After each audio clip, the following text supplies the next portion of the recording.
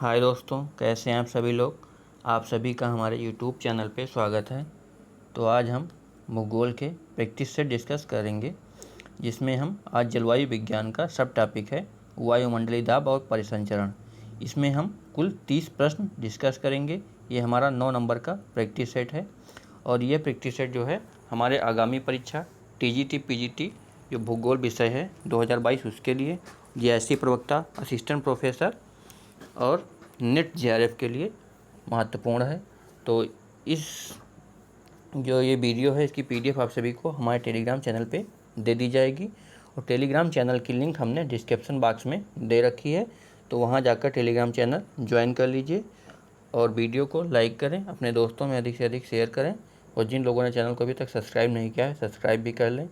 तो इस सेक्शन में हम कुल 30 प्रश्न डिस्कस करेंगे। तो आइए देखते हैं आज का अपना पहला क्वेश्चन है, उष्णकटिबंधीय चक्रवातों की उत्पत्ति की अधिकतम संभावना कहाँ पर पाई जाती है।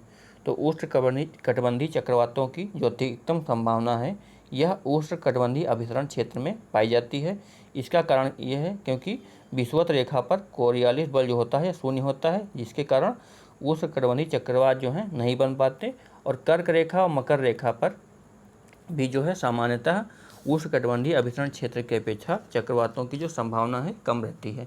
और उष्णकटिबंधीय चक्रवात जो लगभग जो 65% उष्णकटिबंधीय चक्रवात आते हैं वह 10 डिग्री से लेकर 20 डिग्री अक्षांशों के मध्य ही उत्पन्न होते हैं।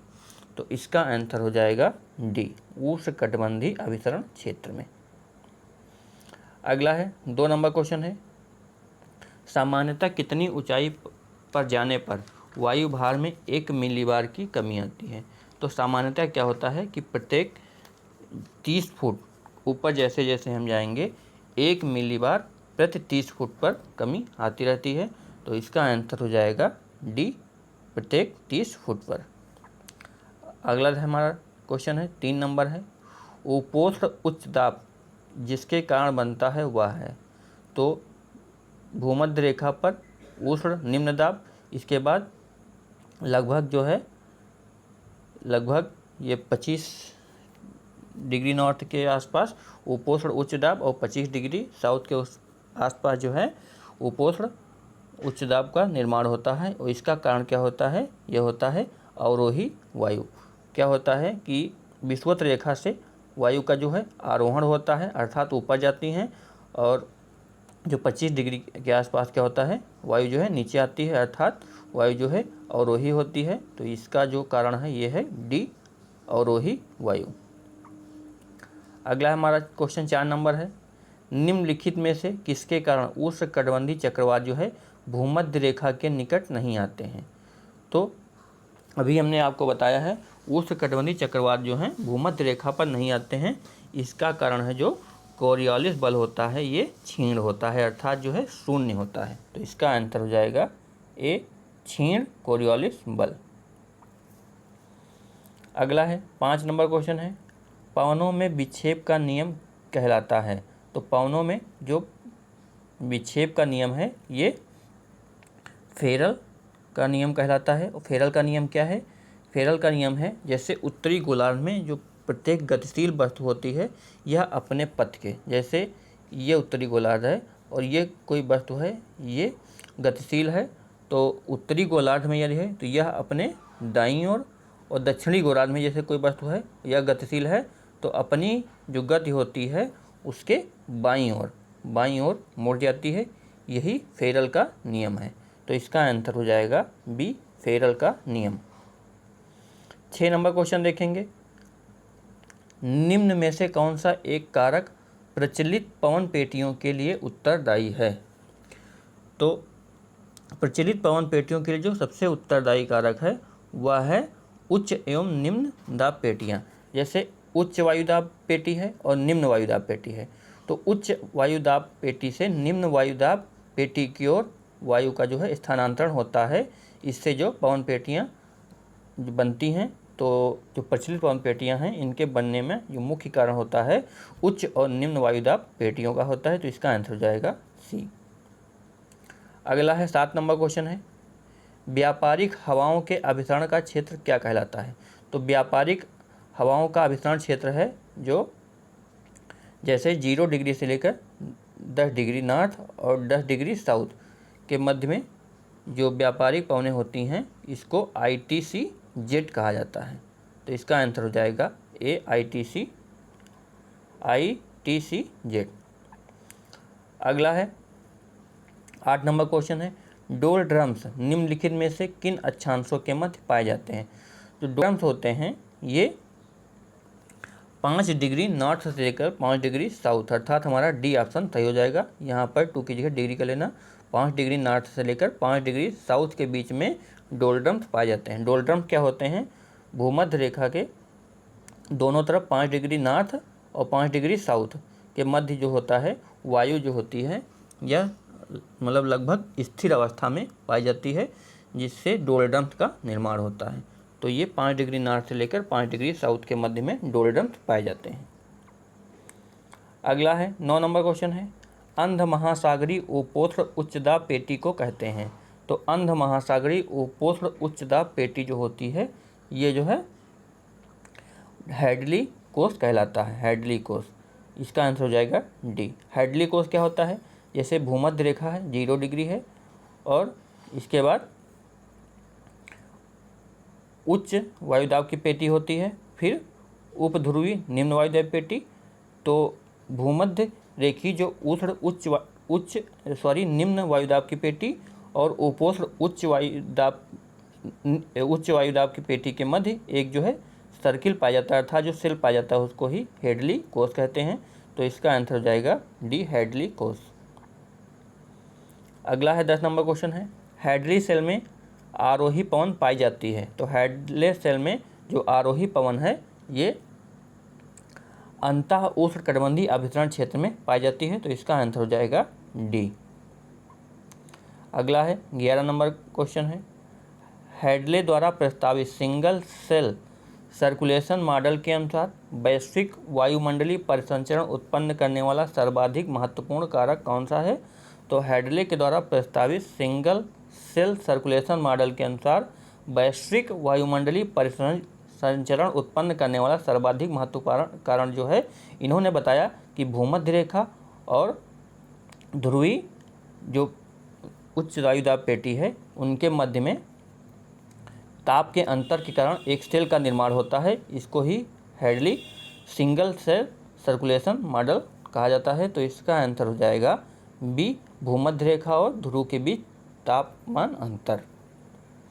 अगला है 12 नंबर क्वेश्चन है, ध्रुवीय वाताग्रीय अर्थात पोलर फ्रंटल सिद्धांत किससे संबंधित है। तो पोलर फ्रंटल सिद्धांत जो है ये 1922 में बर्किनीज के द्वारा दिया गया है और उष्णकटिबंधीय चक्रवात की उत्पत्ति से यह सिद्धांत जो है संबंधित है। तो इसका आंसर हो जाएगा बी, उष्णकटिबंधीय चक्रवात की उत्पत्ति से। अगला हमारा क्वेश्चन है, अधिविष्ट वाताग्र बनता है। तो अधिविष्ट वाताग्र जब बनता है तो ये जब शीत वाताग्र और उष्ण वाताग्र के ऊपर जाता है तो अधिविष्ट वाताग्र बनता है। तो सबसे पहले जान लेते हैं वाताग्र क्या होते हैं।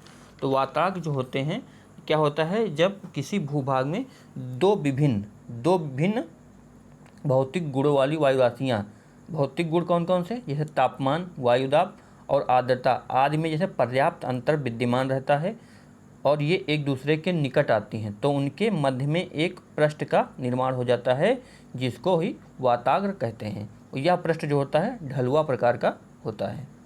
तो इसका आंसर हो जाएगा सी, जब शीत वाताग्र और उष्ण वाताग्र के ऊपर जाता है। 14 नंबर क्वेश्चन है, शीतोष्ण चक्रवातों की उत्पत्ति से संबंधित ध्रुवीय वाताग्र सिद्धांत प्रस्तुत किया था। तो शीतोष्ण चक्रवातों की उत्पत्ति से संबंधित ध्रुवीय वाताग्र सिद्धांत जो है ये बर्किनीज के द्वारा दिया गया था। तो इसका आंसर हो जाएगा बी, बर्किनीज। 15 नंबर क्वेश्चन देखेंगे, वायु राशियों की कौन सी प्रकृति जो है समान होती है। तो वायु राशियों की जो होती हैं इनमें तापक्रम समान रहता है, आर्द्रता समान रहती है, भौतिक व रासायनिक गुण भी समान रहते हैं। तो इसका आंसर हो जाएगा डी, ये सभी। 16 नंबर क्वेश्चन देखेंगे, निम्नलिखित में से किस एक क्षेत्र में प्रभंजन स्पष्टतया अविद्यमान रहता है। तो प्रवंजन अर्थात जो साइक्लोन के द्वारा जो टूटन फूटन होती है ये स्पष्टतः जो है मतलब अविद्यमान रहता है। तो दक्षिण पूर्वी प्रशांत तट जो है यहाँ पर प्रवंजन जो है अविद्यमान रहता है, जबकि टेक्सास का तट, मैक्सिको की खाड़ी और यूएसए का दक्षिण पूर्वी तट, इन सभी क्षेत्र में प्रवंजन जो है स्पष्टता आता रहता है। तो इसका आंसर हो जाएगा डी। 17 नंबर क्वेश्चन है, निम्न में से किसने शीतोष्ण चक्रवातों का वर्गीकरण किया है? तो शीतोष्ण चक्रवातों का जो वर्गीकरण है ये हम्फ्री ने किया है। तो इसका आंसर हो जाएगा सी, हम्फ्री ने। अगला है 18 नंबर क्वेश्चन है, ध्रुवीय अग्र संबंध होता है। तो ध्रुवीय अग्र जो है ये उपोष्ण कटिबंधीय चक्रवातों के उद्भव से संबंधित होता है। तो इसका आंसर हो जाएगा उपोष्ण कटिबंधीय चक्रवातों के उद्भव से। तो वर्कनीज ने क्या बताया था कि चक्रवातों की जो उत्पत्ति होती है ये ध्रुवीय अग्र अर्थात वाताग्रों पर उत्पन्न अस्थिर तरंगों के कारण ही होती है। तो ध्रुवीय अग्र जो संबंध होता है ये शीतोष्ण अर्थात उपोष्ण कटिबंधीय चक्रवातों के उद्भव से संबंधित होता है। अगला है 19 नंबर क्वेश्चन है, चक्षु निम्न में से किसकी संरचनात्मक विशेषता है? तो चक्षु जो है ये उष्णकटिबंधीय चक्रवातों की एक संरचनात्मक विशेषता है। चक्षु क्या होते हैं? चक्षु जो हैं ये उष्णकटिबंधीय चक्रवात के केंद्र में, उष्णकटिबंधीय जो चक्रवात है इसके केंद्र में 15 से लेकर 30 किलोमीटर व्यास का एक निम्न दाब व शांत क्षेत्र होता है। और ये क्षेत्र जो है मेघ रहित होता है, इसका तापमान जो है अधिक होता है और आर्द्रता जो है कम होती है, और इसमें जो है वायु का अवतलन होता है। तो इसका आंसर हो जाएगा सी, उष्णकटिबंधीय चक्रवात। 20 नंबर क्वेश्चन है, उष्णकटिबंधीय चक्रवात के चक्षु केंद्र की विशेषता है। तो अभी हमने आपको बताया है, तो इसकी विशेषता है इसमें निम्न वायुदाब पाया जाता है और मेघ रहित होता है अर्थात निम्नतम वर्षा होती है। तो इसका आंसर हो जाएगा बी। अगला हमारा क्वेश्चन है, बिली बिली उष्ण चक्रवात आते हैं। तो बिली बिली उष्ण चक्रवात जो हैं ये उत्तरी पश्चिमी ऑस्ट्रेलिया के तट पर आते हैं। तो इसका आंसर हो जाएगा सी, उत्तरी पश्चिमी ऑस्ट्रेलिया के तट पर। 22 नंबर क्वेश्चन है, निम्न में से कौन सा एक कारण दक्षिणी अटलांटिक महासागर में उष्णकटिबंधीय चक्रवातों की अनुपस्थिति के लिए उत्तरदायी है? तो कौन सा कारण है जो दक्षिणी अटलांटिक महासागर में उष्णकटिबंधीय चक्रवातों की अनुपस्थिति के लिए उत्तरदायी है? तो इसका कारण है तापमान जो है 27 डिग्री सेल्सियस से कम होना। तो उष्णकटिबंधीय चक्रवात के लिए एक अनिवार्यता विशेषता यह है कि उसका तापमान जो है 27 डिग्री सेल्सियस से अधिक होना चाहिए और जो दाब है वह निम्न होना चाहिए और कोरियोलिस बल की उपस्थित होनी चाहिए। तो इसका आंसर हो जाएगा ए। 23 नंबर क्वेश्चन है, प्रति चक्रवात में ऊर्ध्वाधर वायु प्रवाह निम्नलिखित में फलीभूत होता है। तो प्रति चक्रवात में ऊर्ध्वाधर वायु प्रवाह जो है ऊपरी रूपांतरण में फलीभूत होता है। तो इसका आंसर हो जाएगा बी, ऊपरी रूपांतरण में। 24 नंबर क्वेश्चन है, निम्नलिखित में से कौन सा एक युग्म सुमेलित नहीं है? तो कौन सा युग्म सुमेलित नहीं है? जो ब्लिज़ार्ड है ये ठंडी व शुष्क वायु होती है, जो ये कनाडा में आती है। तो ये सही है। ब्रिकफील्ड फ्रांस, तो ये गलत है क्योंकि जो ब्रिकफील्ड है ये फ्रांस में ना आकर ये गर्म व शुष्क वायु है जो ऑस्ट्रेलिया में आती है। तो सुमेलित नहीं है, इसका आंसर हो जाएगा बी। और हार्मट्टन जो है शुष्क व गर्म वायु है जो नाइजर अर्थात सहारा मरुस्थल में उत्पन्न होती है। और पैम्पस जो है ये ध्रुवीय ठंडी वायु है जो अर्जेंटीना में उत्पन्न होती है। तो इसका आंसर हो जाएगा बी, ब्रिकफील्ड। ये ऑस्ट्रेलिया में आती है और ये ऑस्ट्रेलिया की एक गर्म व शुष्क वायु है। अगला है हमारा 25 नंबर क्वेश्चन है, ध्रुवीय जेट धारा अर्थात पोलर जेट स्ट्रीम के बारे में कौन सा कथन जो है सत्य नहीं है? तो ध्रुवीय जेट धारा अर्थात पोलर जेट स्ट्रीम जो है इसमें कौन सा कथन सही नहीं है? पहला कथन है ग्रीष्म काल में यह उत्तर की ओर गतिमान होती है। तो ये हमारा पहला कथन सही है क्योंकि जैसे जैसे ग्रीष्म काल आता है ध्रुवीय जेट धारा जो हैं ध्रुवों की ओर सेटल होना चालू हो जाती हैं और यह सतही तूफान के परिसंचरण को ऊर्जा देती है। तो ये भी सही है क्योंकि ये सतही तूफान के परिसंचरण को ऊर्जा प्रदान करती हैं और इसकी अवस्थिति जो है ध्रुवीय वाताग्र के अनुरूप होती है। तो ये हमारा तीसरा कथन भी सही है। और चौथा है इसका वेग ग्रीष्म काल में अधिक होता है। तो ये हमारा चौथा कथन है, ये गलत है, क्योंकि इसका वेग जो है शीतकाल में अधिक होता है, ना कि ग्रीष्म काल में। तो इसका आंसर हो जाएगा डी। 26 नंबर क्वेश्चन है, निम्न में से कौन सा उष्णकटिबंधीय चक्रवात से संबंधित सही तथ्य नहीं है। तो निम्नलिखित में से कौन सा उष्णकटिबंधीय चक्रवात से संबंधित जो तथ्य है सही नहीं है। पहला है विषुवत रेखा पर उत्पत्ति, दूसरा है पूर्व से पश्चिम की ओर पैराबोलिक गति, तीसरा है ग्रीष्म ऋतु के अंत में उत्पत्ति, और चौथा है ऊर्ध्वाधर तीव्र गति से पवन चक्रण। तो इसमें जो दूसरा, तीसरा, चौथा कथन है ये सही है। पहला जो है ऑप्शन जो है गलत है, क्योंकि इनकी उत्पत्ति जो है विषुवत रेखा पर नहीं होती है, क्योंकि यहाँ पर कोरियोलिस बल जो होता है ये शून्य होता है।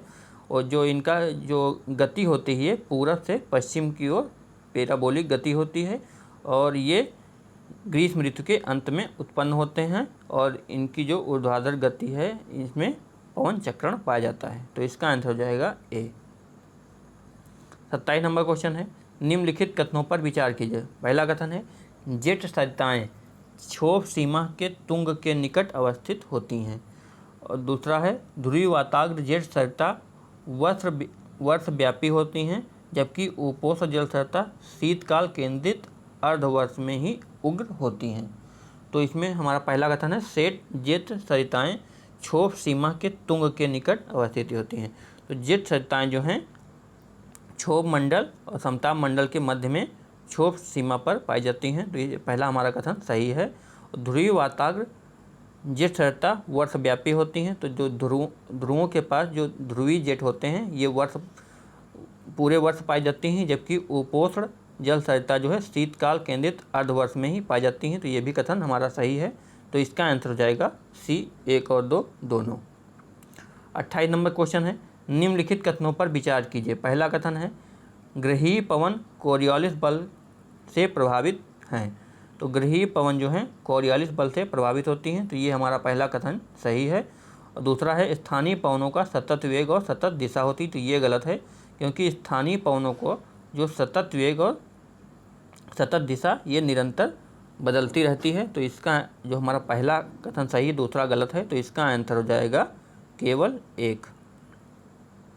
अगला हमारा क्वेश्चन है 29 नंबर क्वेश्चन है, प्रतिचक्रवात से संबंधित क्वेश्चन है। पहला कथन है यह एक गहन निम्न दाब व्यवस्था है। तो ये गलत है, क्योंकि प्रतिचक्रवात में मध्य में जो है उच्च वायुदाब पाया जाता है और इसके केंद्र में उच्च वायुदाब होता है। दूसरा कथन ये सही है। तीसरा कथन है इसके आगमन के साथ स्वच्छ व व्यवस्थित मौसम का आगमन होता है। तो ये तीसरा हमारा भी ऑप्शन सही है। तो पहला गलत है, तो दूसरा और तीसरा सही है। तो इसका ऑप्शन जो है बी हमारा सही हो जाएगा, 2 और 3।